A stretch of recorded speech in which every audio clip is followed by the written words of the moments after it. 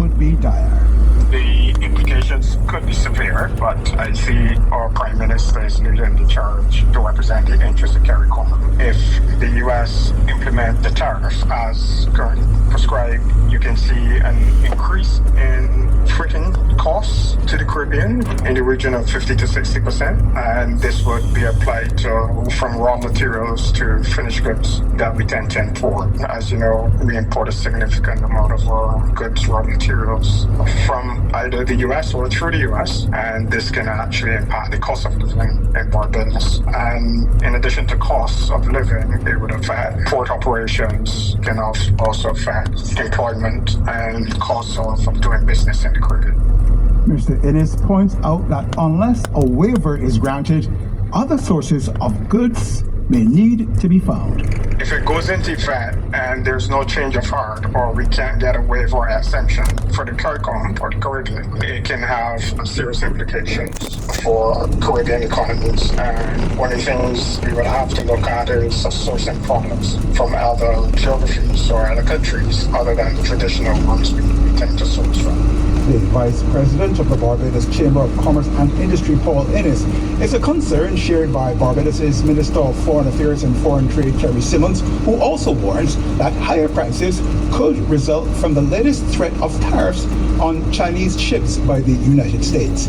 Speaking at a Barbados Labour Party branch meeting last night, Mr. Simmons warned there could be challenging times ahead for CARICOM. Now, vessels built in China or belonging to a fleet in which there's as much as one vessel built in China. If it is to call at a U.S. port, it will have to pay a fee of $1 million United States dollars. So we are now looking at a projected hike. If a container is to come into this country out of a U.S. port, where most of them come from, because even if they come in from Asia, they tend to pass through a reship and come back down again. You are looking at $4,000 on top of the cost. So we're back now to record high inflation levels, potentially. Mr. Simmons says that given current tensions worldwide, now is the time for Caribbean islands to unite on issues of trade and development. This is the latest. The latest from Starcom Network News is brought to you in association with CIBC. Yeah, so listen, I can come back right, but listen, Donald Trump, I got a video on my phone here. That was a perfect time. Donald Trump said, listen, here what's going on. Either loosen on the ties with China, or I get impose some heavy tariffs on the Caribbean islands. It's right? So you know here there, right? Freight costs can go up through the roof, right? It's gonna impact the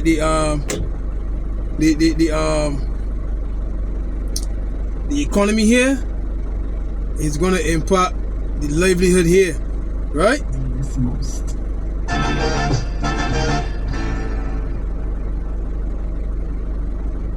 A man has been... So I came back, Laurel, and I came back. Shalom. Caribbean leaders, choose America or China. You can't have both. Is the Caribbean caught in the middle of a new Cold War? Donald Trump has reportedly sent a clear warning to Caribbean leaders. Either stand with America or risk losing U.S. support by deepening ties with China. As tensions between Washington and Beijing escalate, the Caribbean has become a key battleground for influence. With billions of dollars in Chinese investments pouring into the region and the U.S. looking to reassert control, Trump's message is loud and clear. Choose wisely. This isn't just a political showdown. It's about economic survival, national security, and the future of the Caribbean. With China building ports, highways, and energy projects in several nations, the U.S. sees a direct threat to its dominance in the Western Hemisphere. Trump, known for his America First policies, is now pressuring leaders in Jamaica, Trinidad and Tobago, Barbados, and the wider Caribbean to rethink their partnerships. The big question is, will the Caribbean comply or resist? We must be prepared. We can't approach this with any panic. In the last 2 decades, China has aggressively expanded its economic footprint in the Caribbean. From the Baha Mar Resort in the Bahamas to highways in Jamaica and port expansions in Trinidad, Beijing has been pouring billions into infrastructure projects across the region.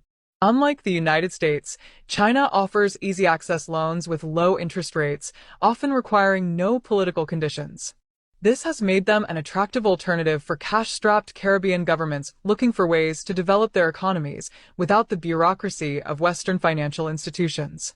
However, these deals come with concerns. Many of these loans are structured under China's debt diplomacy model, where if a country is unable to repay, Beijing can take control of strategic assets. This has already happened in Sri Lanka, where China now controls a major port due to a defaulted loan. Could the same fate await Caribbean nations? The U.S. seems to think so, and that's why Trump's administration is now drawing a red line on China's growing influence. China and Caribbean countries have a long tradition of friendly exchanges. Our diplomatic relations are roughly as old as CARICOM.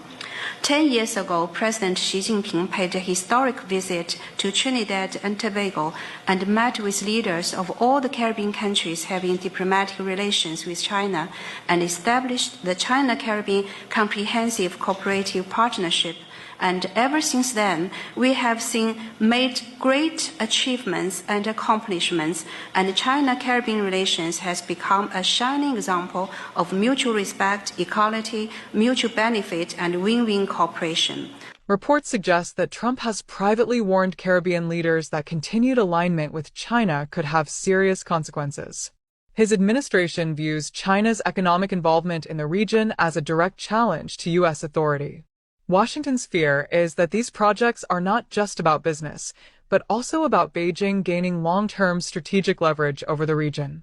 With China controlling key infrastructure, the U.S. worries that Caribbean nations might be forced to side with Beijing in future diplomatic disputes.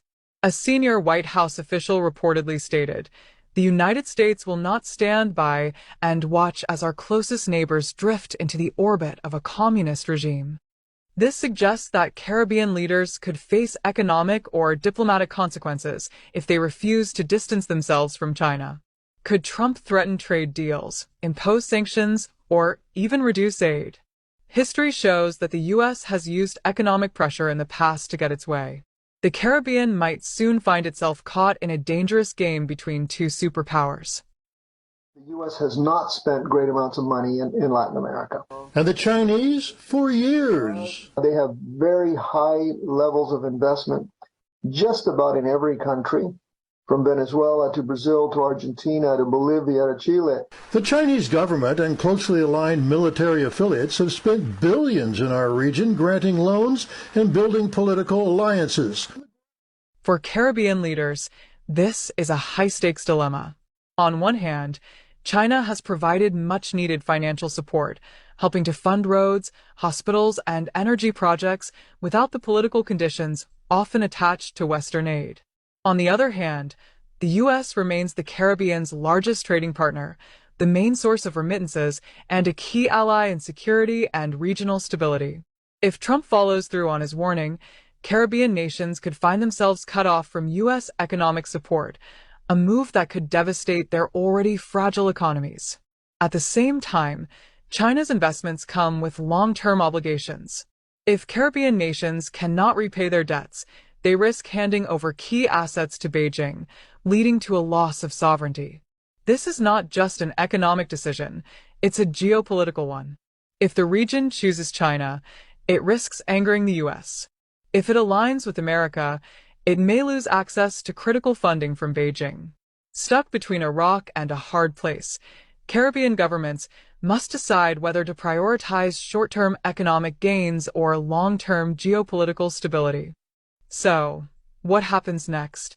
Will Caribbean leaders comply with Trump's warning and distance themselves from China? Or will they continue to pursue Beijing's financial backing despite the risks? The coming months will be crucial in determining how this power struggle unfolds. Some governments may attempt a delicate balancing act, maintaining strong ties with both powers without fully committing to either. Others may be forced to choose a side if economic or diplomatic pressure from the US intensifies. If Trump is serious about confronting China's influence, we could see major policy shifts, potential trade restrictions, diplomatic efforts to counter China's presence, or even increased military presence in the region. On the flip side, Beijing is unlikely to back down, meaning the Caribbean could become an even bigger battleground in this new Cold War. One thing is certain, this fight for influence is far from over, and Caribbean nations must tread carefully to avoid being collateral damage in a global power struggle. This battle between superpowers is heating up fast. Should Caribbean nations bow to Trump's pressure and cut ties with China? Or should they continue to take Beijing's money and risk US retaliation? What would you do if you were a Caribbean leader? Let us know in the comments below. And if you want more updates on Caribbean politics, global affairs, and breaking news, hit that subscribe button and turn on notifications. So this is the book of Jude, verse 24. Now unto him that is able to keep you from falling and to present you faultless before the presence of his glory with exceeding joy, to the only wise power, our Savior, be glory and majesty, dominion and power, both now and ever, so be it. Giving all praises, all honor, and all glory to the Heavenly Father and his only begotten Son, Yahweh Bahasham, Yahweh Shai Bahasham, Chaha Kodash. Double honor to my teachers, the apostles, the elders, and the bishops of Great Millstone, who watch over our souls.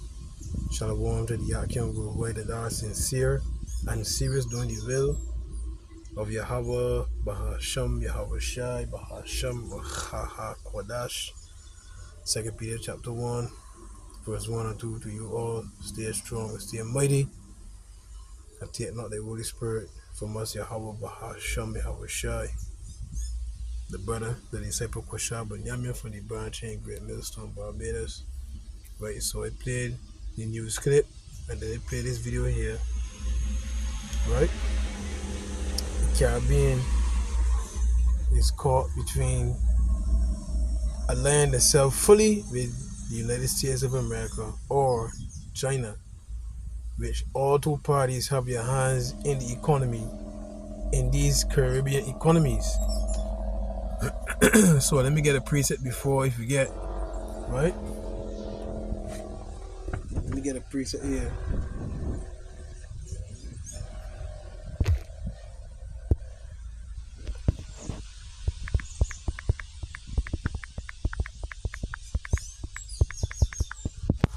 Yeah, this is Proverbs 22:7.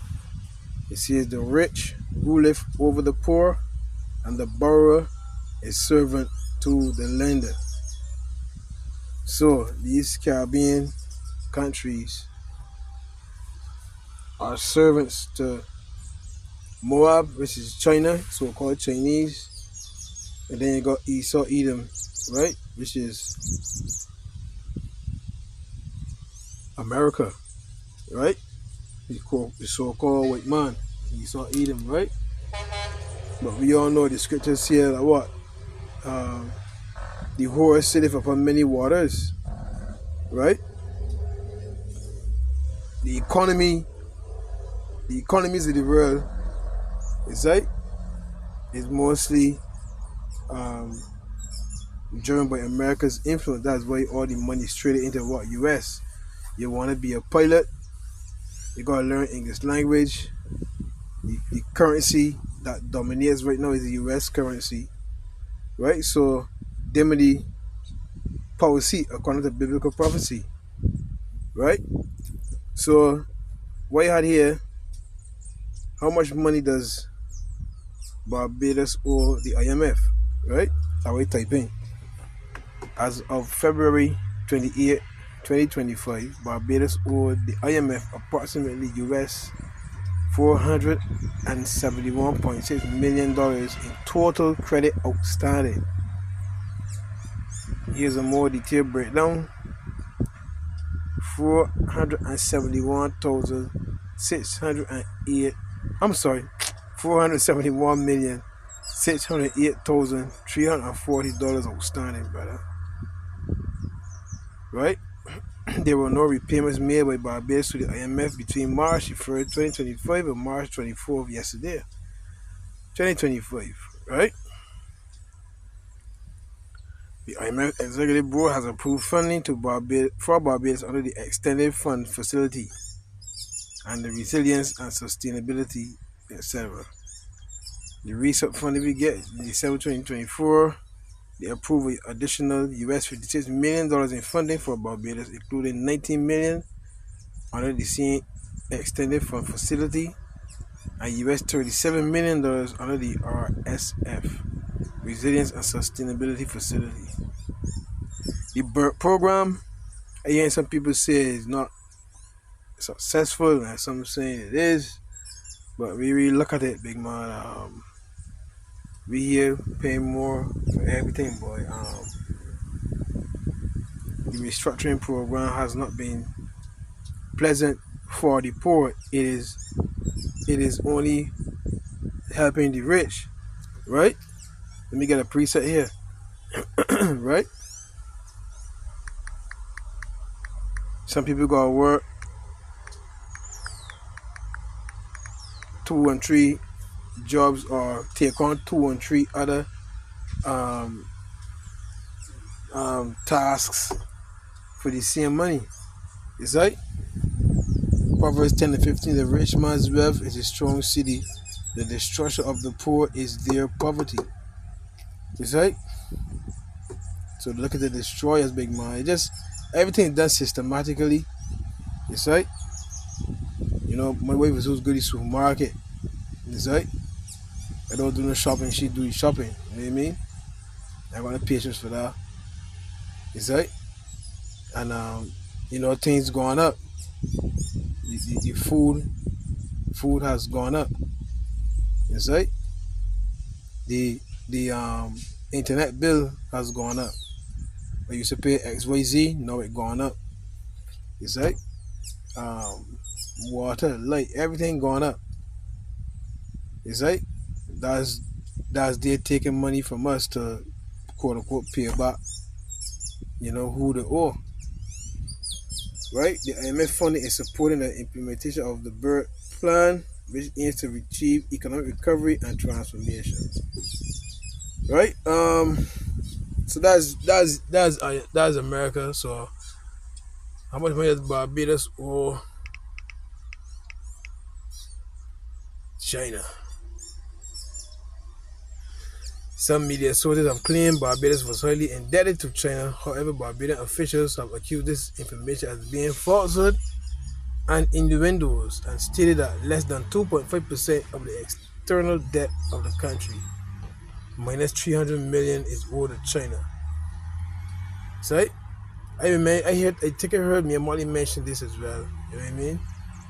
But look, the relationship between China and us go all the way back to 1967. They got a number of projects here. They got a construction company here called China Doors. We had a long history with China. They built the Garfield Solar Gymnasium, like Erskine Sanford Center. They rebuilt the Cheapside Market. I remember that. Right? It says the PRC has an embassy based in Barbados. So we got close ties with China. Is right?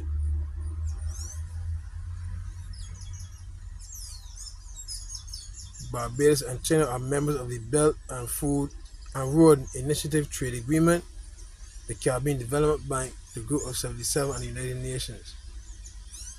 The relationship between both nations partly falls under the larger regional China Select Forum. So I mean, you should get the point. We in yet this day in our captivity. He's one of Barbados' closest allies. You get the point. China was third only to the US and Trinidad and Tobago as Barbados' largest import market, with an import share of 5.6%, according to World Integrated Trade Solutions. right? A double taxation agreement. A tax treaty, also called double tax agreement or double tax avoidance agreement, is an agreement between two countries to avoid or mitigate double taxation, income taxing, blah blah blah. So you get the point here. We are under the hands of both Moab and Esau Edom, and as you heard, the leaders here and across the other Caribbean countries, they're gonna make a choice: fully commit to US, right? Fully commit to China. But if you commit, just know that some harsh. If you commit to China, just know that some harsh repercussions will come. Because remember, America is that bully, is that hammer of the whole earth. And we read Jeremiah. It's right. We read the book of Jeremiah. See, many laws are. In fact, we play here a little bit. If a country is unable to repay, Beijing can take control of strategic assets. Right, and that's why some of the payment percentages be long. It could be a small percent over an extended period of time, or it could be short with a high payback. But in any event, if you default on the loan, they could come and take up the gymnasium. They could come and take up, wherever they've got the hands on here. Can't remember all right now. So this has already happened in Sri Lanka, where China now controls a major port due to a defaulted loan. See? Could the same fate await Caribbean nations? So that's what we're waiting for.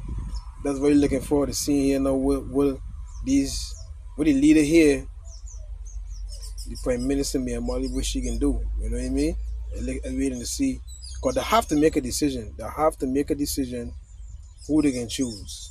It's right, fully. Because Trump ain't making that kind of sport. Trump, which he's under the orders of the elites. Right? So Barbados might go the BRICS nations route. Brazil, Russia, India, China, and South Africa. They might join with Russia. Who knows? We gotta wait and see. But it could be a tug of war. You know what I mean? It could be a tug of war, and it can cause eruption. You know what I mean? Nation shall rise against nation, and kingdom against kingdom. Is right? In fact, let me get a preset here that says, "How then shall this kingdom stand?"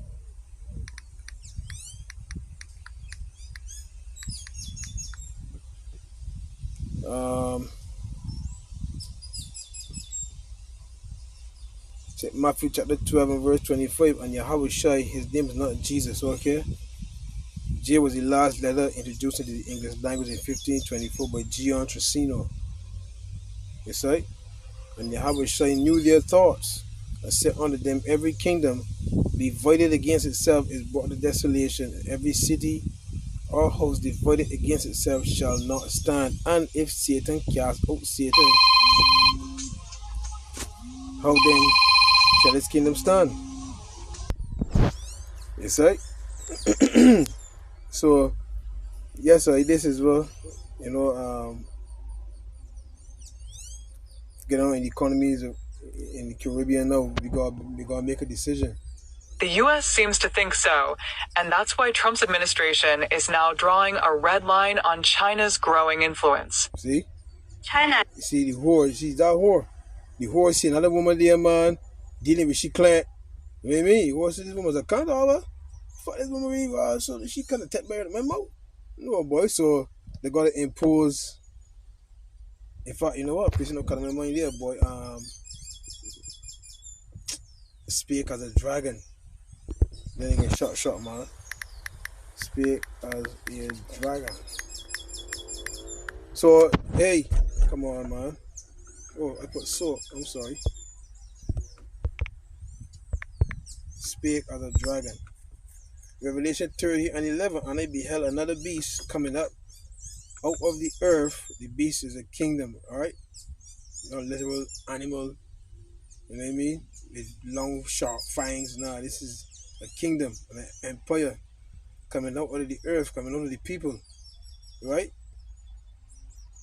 And he had two horns like a lamb, and he spake as a dragon, right? So this beast, right? The two horns represent the two, the Democrats and the Republicans. It's right. The office, you know what, Prime Minister's office here. It's right. They are under the hand of the beast. It's right. They gotta do what the beast tell them to do. It's right. But through different trade and etc. Trying to get their hands in there too. It's right. So it could be a tug of war. It could be a tug of war here in the Caribbean. We're gonna wait and see what's going on. But as you heard, I'm sorry. As you heard, they're gonna make a decision now, boy. Either us fully or China fully. Is right? They're drawing a line in the sand. Yeah, they got the hands in Trinidad too, Jamaica too. China got the hands in Jamaica too, big man. Is right?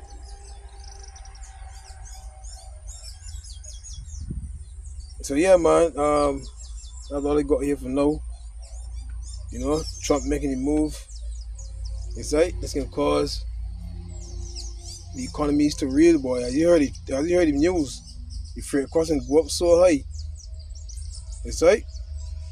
It can go up so damn high, big man. The merchants can either pass the price on to the consumers, and consumers can't afford it, so the shelves can back up.